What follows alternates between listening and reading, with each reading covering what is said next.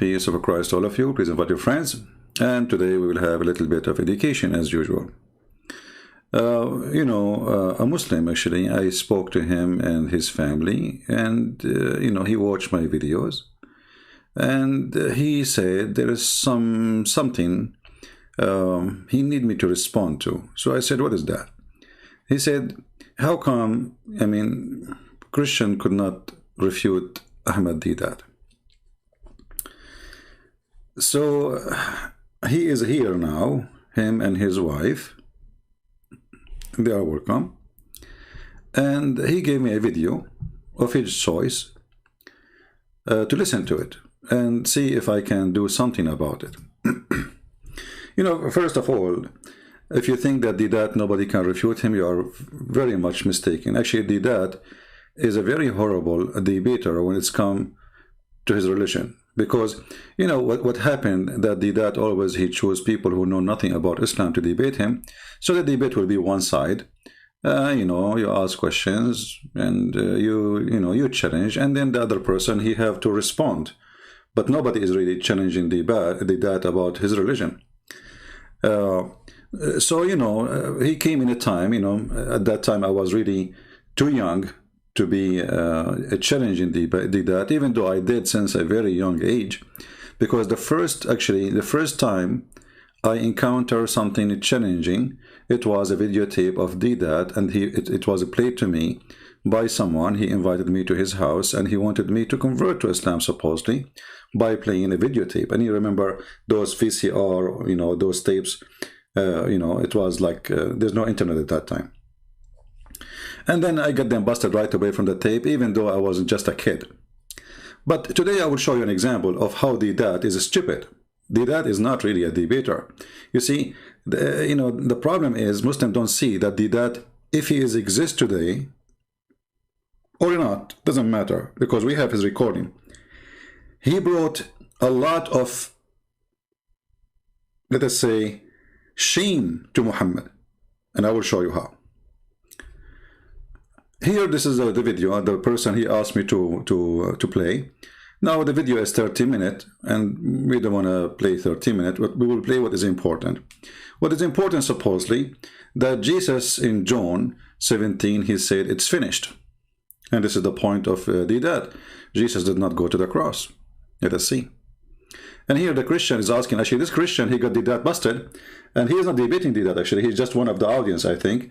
He's asking a question, and deedat he could not answer. So deedat point is Muhammad is great, and he is the greatest. But in what? Let us hear this Christian speaking to deedat and see how deedat he answer. My mind. I think we all admit that the Rolls-Royce is the best car. Now maybe some people, they will say it's a Mercedes. But yet, although the Rolls-Royce is the best car, it cannot fly.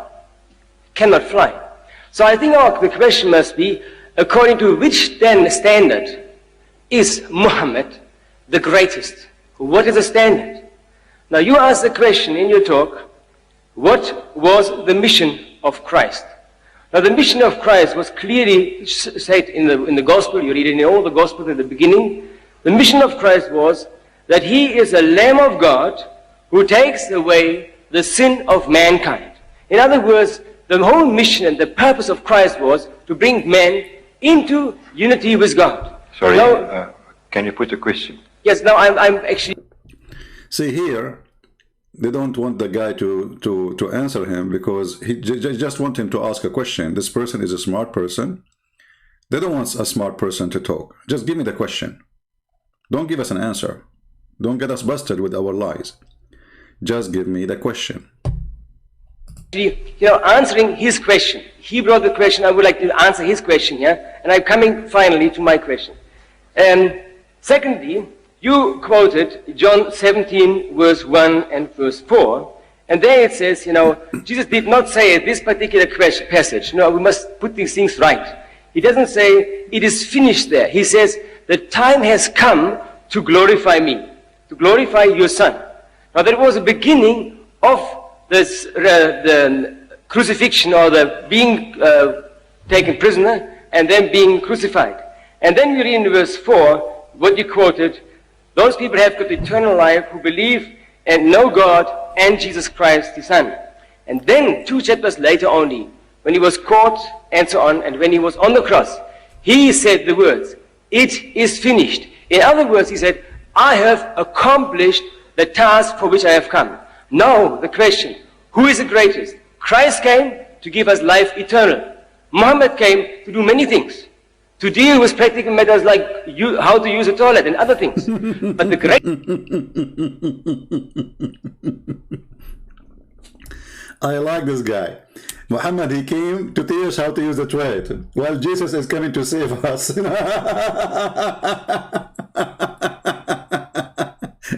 And by the way, do you know how Muhammad used the toilet? Muhammad, he used to use the 3 rocks.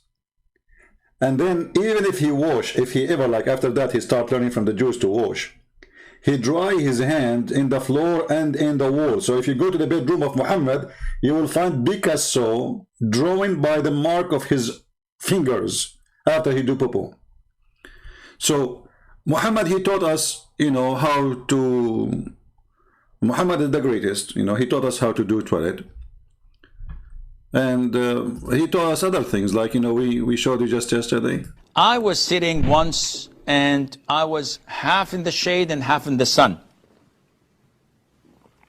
So my teacher told me that I shouldn't do that.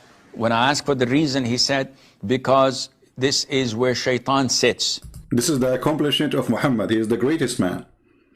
So he taught us to use the 3 rocks to clean our bum, to shake our penis 3 times after you do pee. I don't know what will happen if you shake it 4. Maybe it's going to fall apart. And don't sit in half in the shade and half in the sun. Because why? Because shaitan, he sit there. So he's asking me, can you elaborate? Yeah, I can easily elaborate. Yeah, easily he can elaborate. I mean, what are you talking about? This is very easy, you know, for Islam. This is very easy. Why you cannot sit as half in the sun, half in the shade? I can explain to you. It's very easy. This is what the Prophet told us, alayhi salam. See, this is the easy explanation. This is what the Prophet told us. I mean, this is the easiest ever explanation. So Muhammad is the greatest. There are so many things, Yahya, Yahya, listen, Yahya, that we believe without understanding. Absolutely. Is that the case of deedat? Soon we will see that he is an idiot.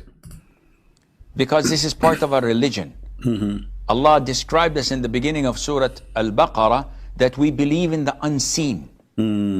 So if I were to tell you that, Akhi, here is a mine gold. You said, wait, I can't see anything.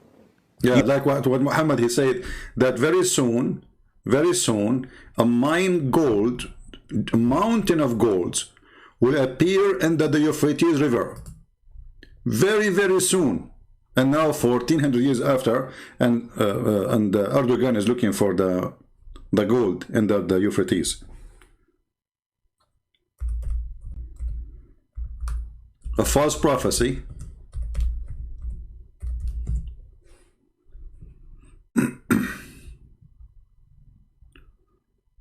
Let us see the hadith.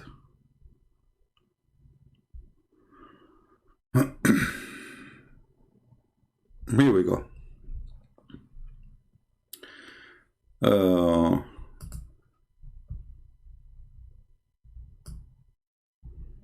There's a mountain of gold under the Euphrates River. Somebody call Erdogan and tell him why you cannot find it. And look, translations, sometimes they lie. They say, like, this is what happened in the future. No, it says, in the future, yes. But it says in Arabic, liyushika, which means yushik, which means it's almost will appear. Soon, even the translation says, soon the river of Euphrates will disclose the treasure between 2 brackets a mountain. And by the way, this is a false translation, because you should not put the mountain between 2 brackets, because this is what it says.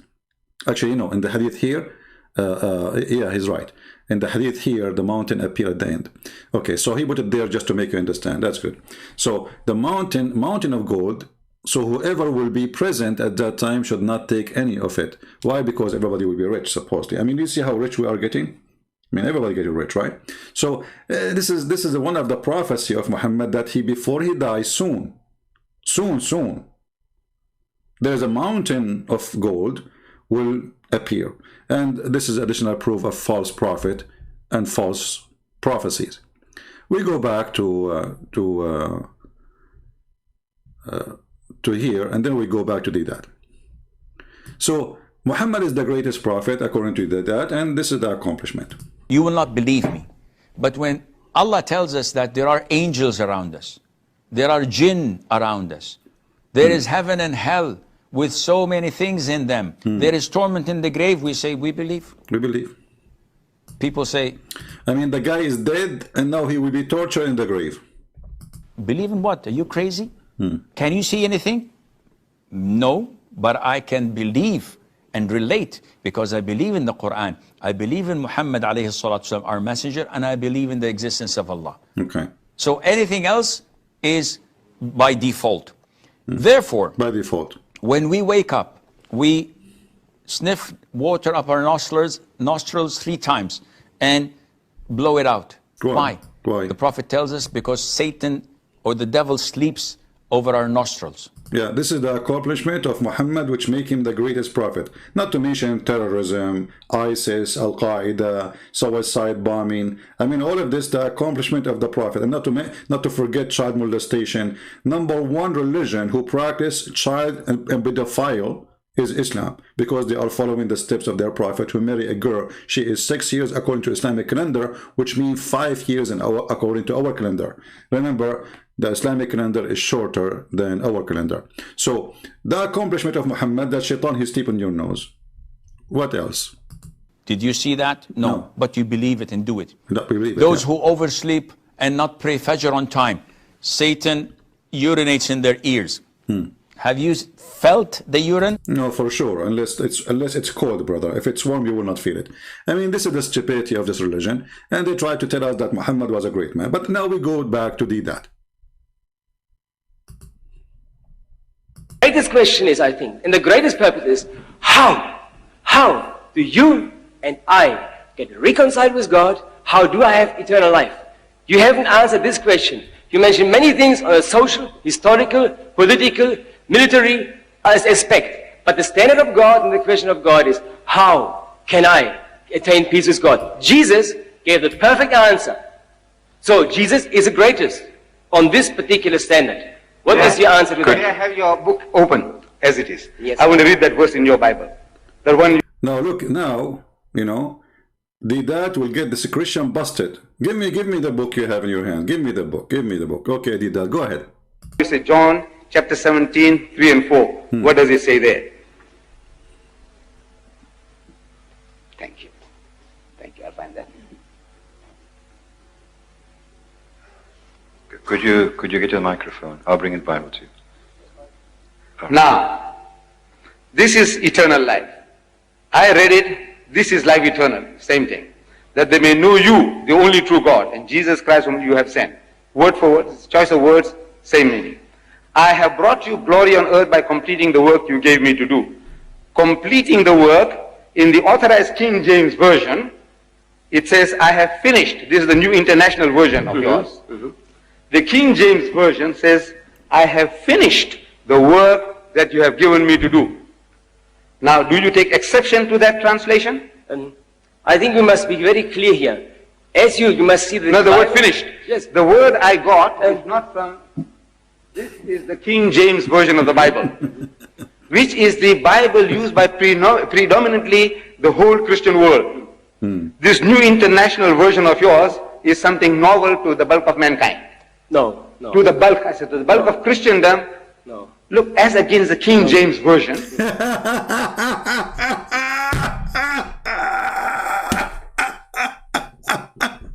You stupid son of Muta. At the end of the day, both of them, they are translation, you donkey. I mean, what's wrong with those people? So, okay, I'm going to go and take Yusuf Ali translation. This is Yusuf Ali, the most accepted. What kind of logic this logic is? And by the way, that doesn't matter really for me if it says finish or complete, and I will show you why. But look how stupid this argument.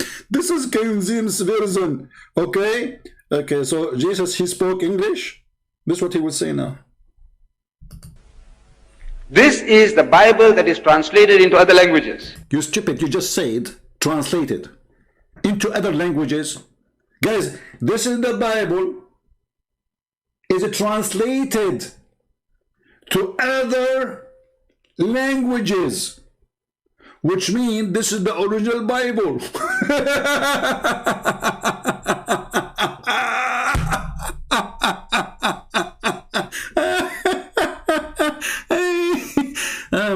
And this is the guy you Muslims are proud about, but soon you will see we will laugh more. So here you see the stupidity. If we go to John, if it says finish or complete, it doesn't change anything. Here we go. Who care if it says complete or finish? Because simply it is not going to make any difference. If you read the verse, you will see clearly Jesus said that I glorified you on the earth. I have finished the work which you have gave me to do. To do what? To glorify you. He's talking about the glorifying. And this is why in the verse after saying, and now, O Father, glorify thou me. So you stupid, you Abdul. He want to say, oh, Jesus, he did not need to go to the cross because he finished. That's it. He said, finish. He said, I finished. I complete glorifying you. And now, the next step, they will crucify him. And actually, if you read, as long as you are quoting for us this verse, you just get Muhammad busted. If you believe in this, that means Jesus is the Son of the Father, and the Father is a glorifying Jesus. So, in order to be glorified by God, who are you? The Son, he glorified the Father. The Father, he glorified the Son. So, I completed my glorify to you. But it's not done yet. The mission is not done because he continued talking.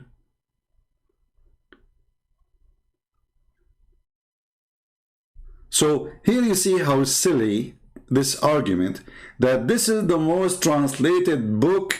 This is all the Bible in the world translated from this book. That's it. You know, Abdul, we have the Bible in Aramaic, we have the Bible in Greek, we have the Bible in Hebrew. This is the original. The rest, all of it is translation, and you are stupid. But here, as long as we are talking about complete and finish, let us go to the stupid Quran, and we have a disaster in the Quran. If we read here John 17 and 18, you will see that Jesus, how he knew even that they will deliver him, how he knew that the soldiers are coming to arrest him, how he knew who was going to betray him, how he knew what even will happen, how he knew the time, I mean, he gave them details nobody knows. So this is what you think you got, like, you know, supposedly he says, I finished. But if we go in the Quran, we will find the following. Let us laugh.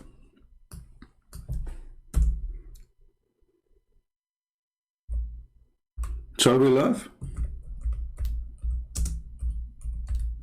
Remember, if Jesus says, I completed or finish, it's a problem for Muslims. Chapter 5, and this is not Jesus talking, and this is not Muhammad, this is your God. This is the biggest Abdul. Abdul number 1. This is your God.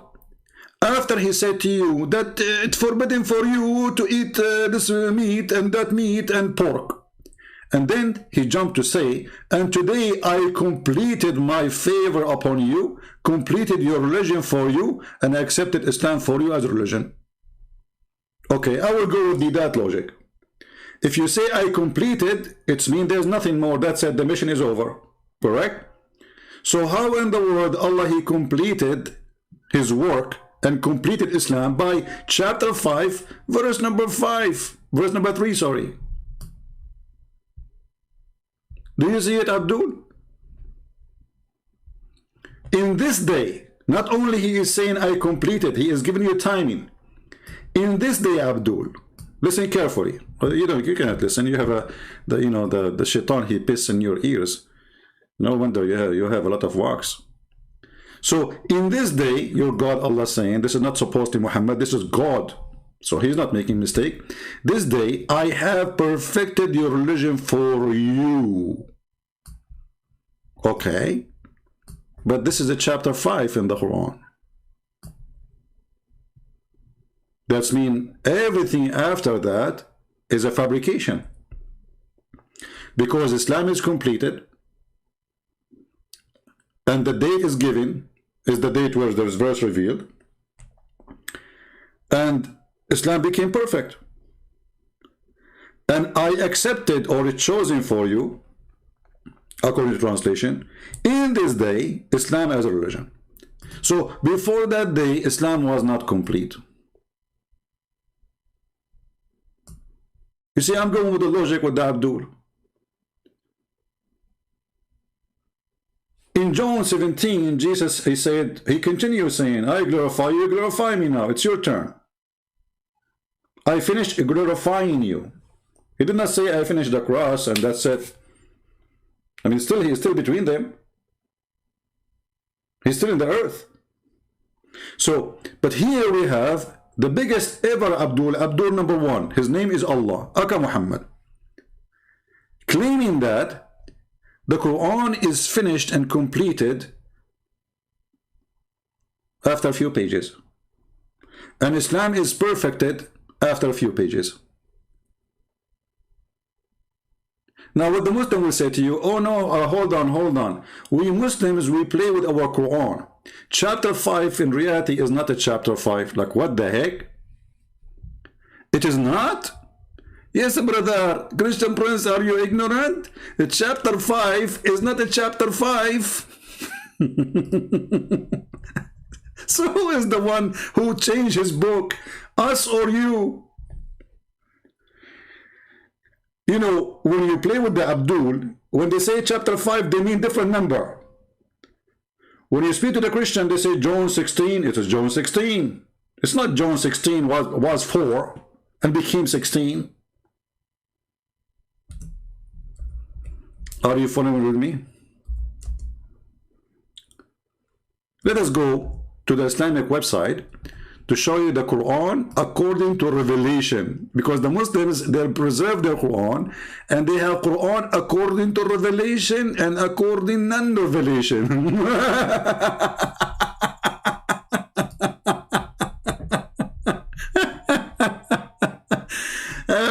all right, okay. So now according to revelation, brother, hold on, where we go? Go back to the page. According to revelation, brother, we will find that according to revelation, chapter 5 is chapter number 1 in the revelation.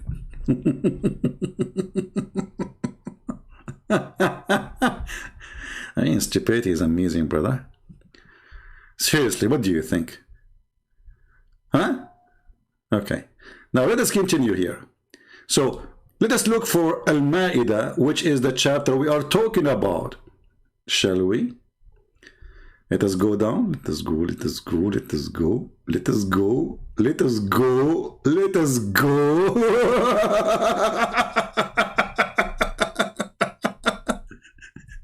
It turned to be that the chapter 5 is a chapter 112.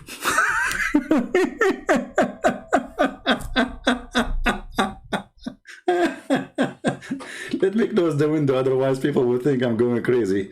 They will see, you know, a guy sitting in his room, and you know, he's laughing like, you know, like a Abdul.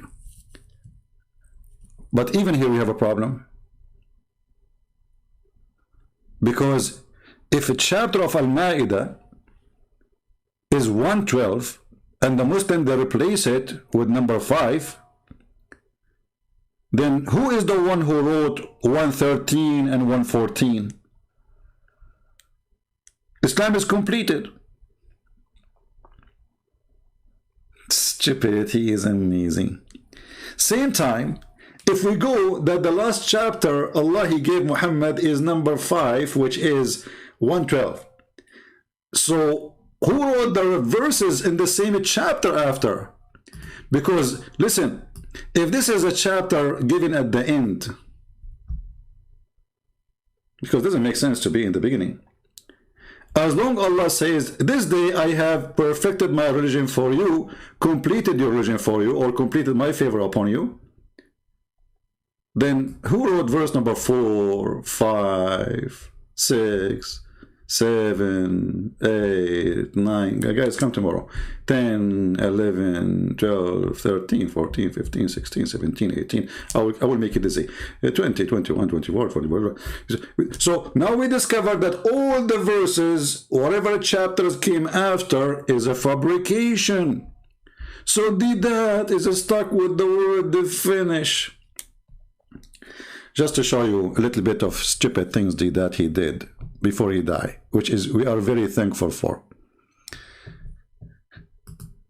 Deedat, he have a video speaking about errors in the Bible, brother. Like what?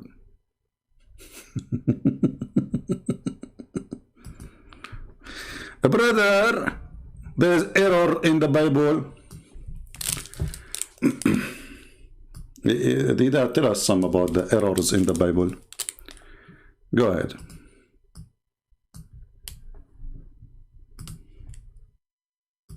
At the same time spake the Lord to Isaiah. God spoke to Isaiah, the son of Amos, saying, go and loose the sackcloth from thy loins. You know the sackcloth that you're tying? Untie that. And put off thy shoes from thy foot. And he did so, walking naked and barefoot. A prophet.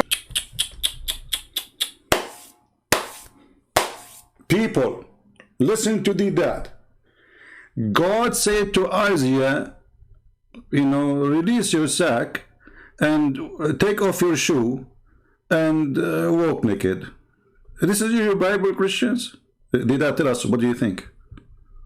Put off thy shoes from thy foot, and he did so, walking naked and barefoot. A prophet of God, for 3 years, he's walking up and down the streets of Jerusalem or wherever he was. Man, he was in Jerusalem. And he was naked for 3 years. Abdul, son of Muta, you just read it says, take off your sack. The Jewish rabbi and the prophet, they have a special clothes they wear to show that they are a custom, a uniform. Stupid idiot, son of Muta. It says, even you did just read it. Listen again to show you how stupid this guy is. They have no dignity, they have no honesty. Say it again. Take the Lord to Isaiah. God spoke to Isaiah, the son of Amos, saying, go and loose the sackcloth from thy loins. See?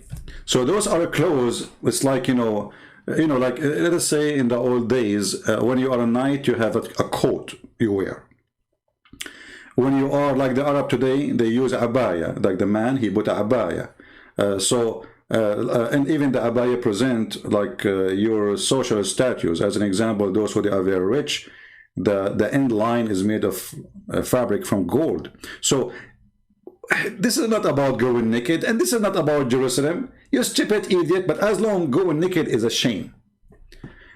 And he is making fun, saying, this is in your gospel, a prophet of God. A prophet of God going naked. You know the sackcloth that you're tying? Untie that. And put off thy shoes from thy foot. And he did so, walking naked and barefoot. A prophet of God, for 3 years, he's walking up and down the streets of Jerusalem or wherever he was, absolutely naked, not even a G-string. Not even a G-string. Now let us get him busted, and now every Muslim will spit at your grave because you just humiliated your prophet. Let us go. You see, imagine if I am the one who's debating Ahmed Deedat when he was saying that. Imagine. G-string, you son of Muta. Filthy. Coward. G-string. We will go down to the G-string in a second. Obviously, you are expert with the G-string. Old man. This is your prophet. And this is authentic, that Allah, he made Moses walk naked in Jerusalem.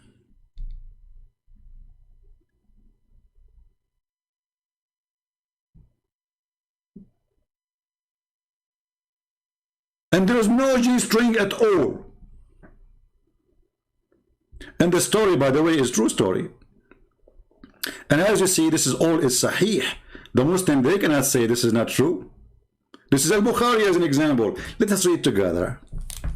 Now, excuse my English if you don't like it, because my English is not good, as you know. What happened, I am Zulkarnain. When I converted to Islam, my people hit me in my head in the hammer, and I got the first horn. Then Allah, He resurrected me, and then I came back to my people, and I told them to convert to Islam, and then they hit me with the second hammer again, and I got the second horn. And this is why I was called the person with the two horns. Logic, science. Now, Allah Messenger said, Prophet Moses was a shy person, and he used to cover his body completely because of his extensive shyness. One of the children of Israel hurt him by saying, he covered his body. He covered it. Because, why? Only because he have some defect in his skin. Either he have leprosy,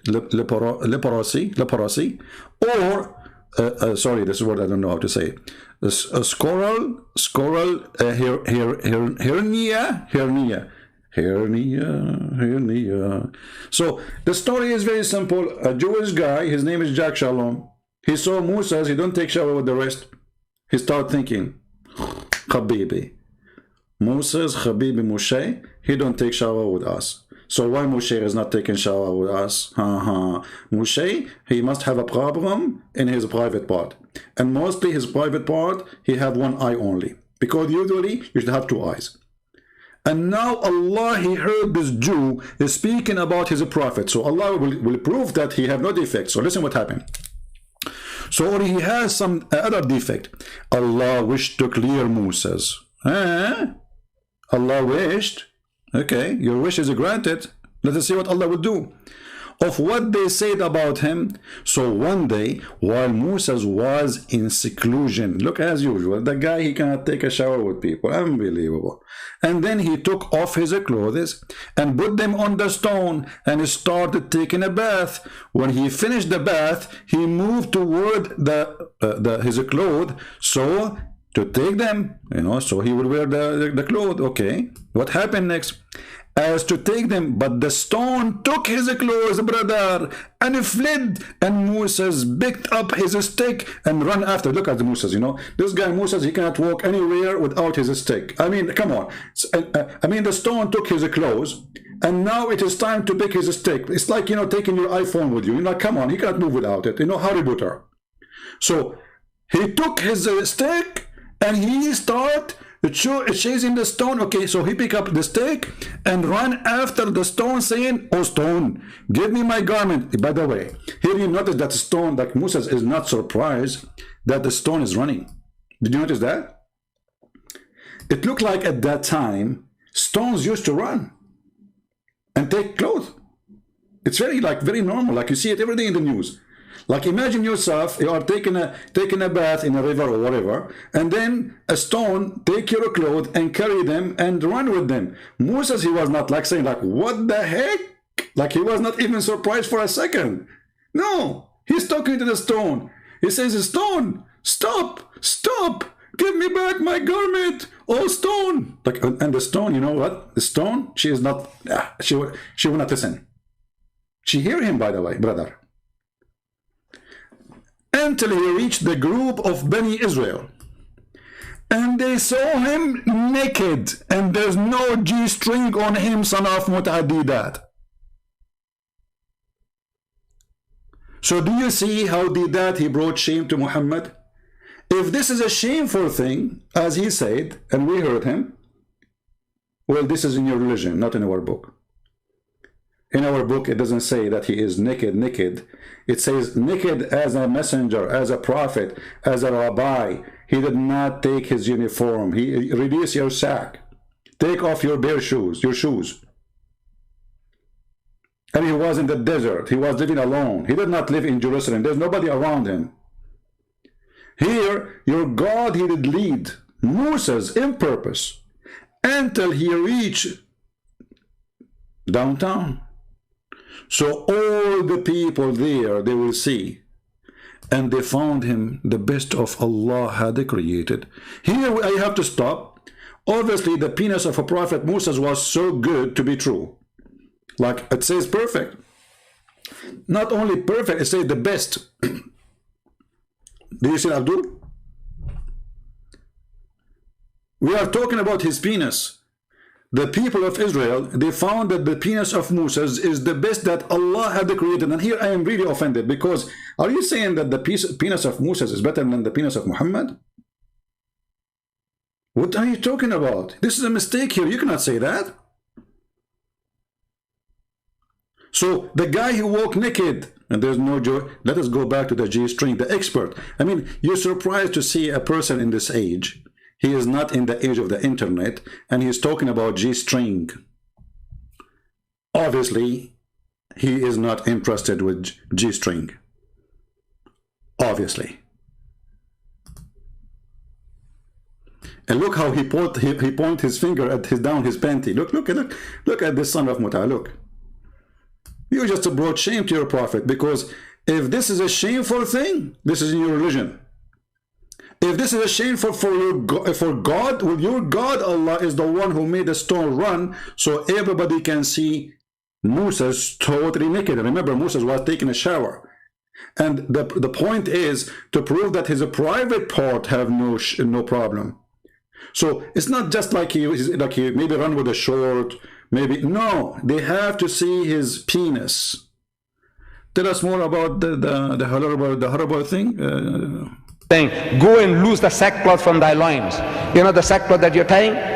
Untie that. And put off thy shoes from thy foot. And he did so, walking naked and barefoot.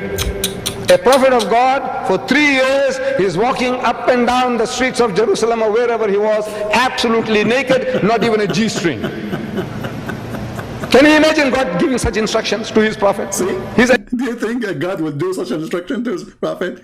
Do you think God will do that? Hey Muslim, do you think God will do that?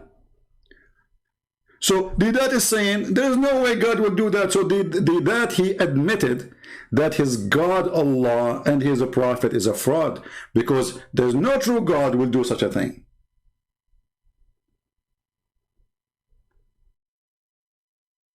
Did he say what? Did you hear him? There's no true God will do that. And put off thy shoes from thy foot. And he did so, walking naked and barefoot. A prophet of God, for 3 years, he's walking up and down the streets of Jerusalem or wherever he was, absolutely naked, not even a G-string. Can you imagine God giving such instructions to his prophet? Can you imagine God did such an instruction? Muslims, can you imagine? Who is a Muslim when I agree with this? Imagine. Do you imagine God would do that? So all those Muslim Abdul, they are watching deedat, nobody noticed that this is proof that Muhammad is a false prophet?